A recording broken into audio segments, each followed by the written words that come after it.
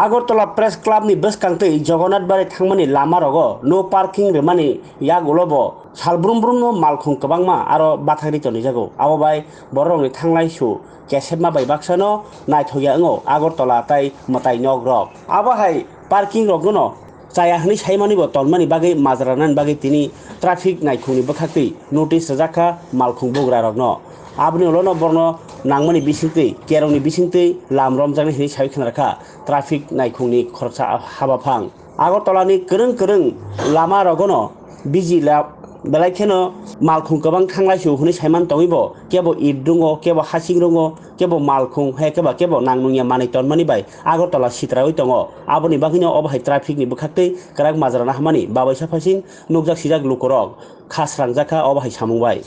আসলে আজকের যে অভিযানটা এটা মূলত কি বিষয় নিয়ে?